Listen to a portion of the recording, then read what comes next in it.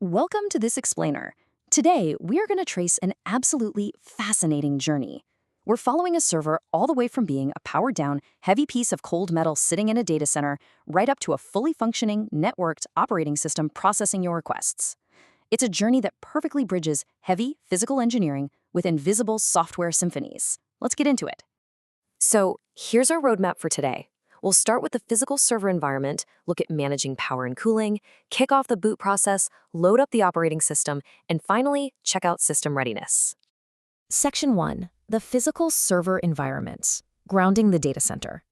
Now, take a look at these Dell PowerEdge rack enclosures. Basically, they're the apartment buildings of the data center world. They come in 24U, 42U, and these massive 48U structures designed to fit diverse layouts.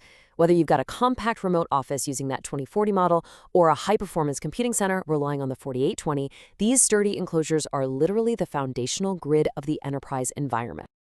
And, these dimensions aren't just about spatial footprint, they serve really specific architectural purposes. While the standard form factor fits neatly within a 2-tile floor plan, the 750mm wide racks offer 3 extra inches on the sides for critical cable routing. Meanwhile, those deep 1200mm options, they accommodate high-density power management all the way in the rear. It's kind of like a giant, heavy-duty puzzle designed perfectly to maximize density.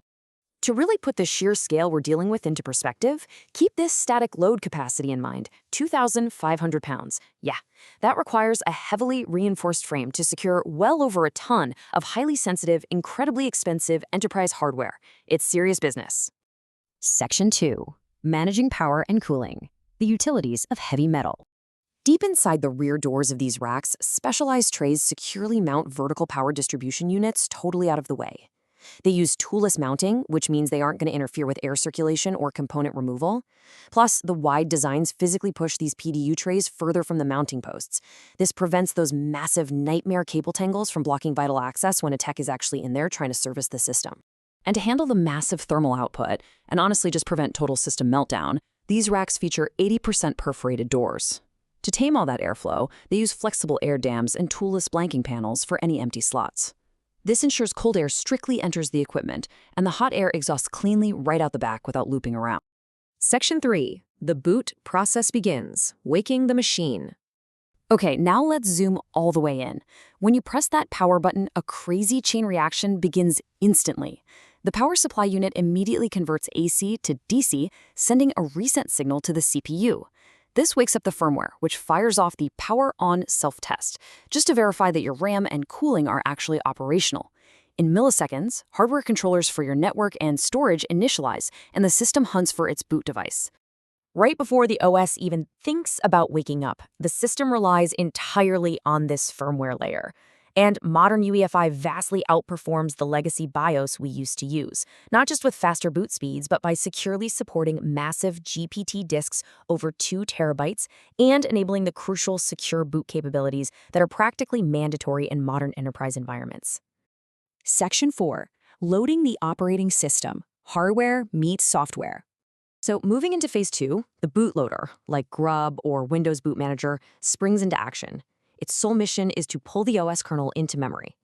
Once it's loaded up, the kernel initializes, completely takes over process management, and fires up essential background services like your network and security protocols.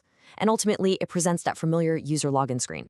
Think of the kernel as the ultimate digital maestro. As the absolute core of the operating system, it mounts the root file system, allocates virtual memory, and initializes device drivers. This is what allows the software to finally command all that heavy metal and networking cabling we just explored in those physical racks. It's where the magic happens. Section 5. Login and system readiness, the networked node. As those network and security services launch, the server reaches outward. The machine transforms from an isolated, localized piece of metal into a globally connected node, totally ready to route data across the internet. At this point, hardware and software are working in perfect tandem.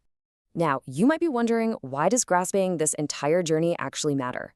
Well, because understanding this continuous pipeline, from a 2,500-pound rack's rear cable trays all the way down to a microsecond kernel load, is exactly how system administrators diagnose failures and keep entire networks alive. Whether you're optimizing server performance, conducting malware analysis, or literally just preventing simple cable mismanagement from overheating a rack, you really have to see the big picture. So, as you look at a blinking server rack in a massive data center, or even just sitting down at your own machine today, I want to leave you with this thought. The next time you press power, what invisible symphony are you conducting? Thank you so much for joining me for this explainer. Keep learning, and I'll catch you on the next one.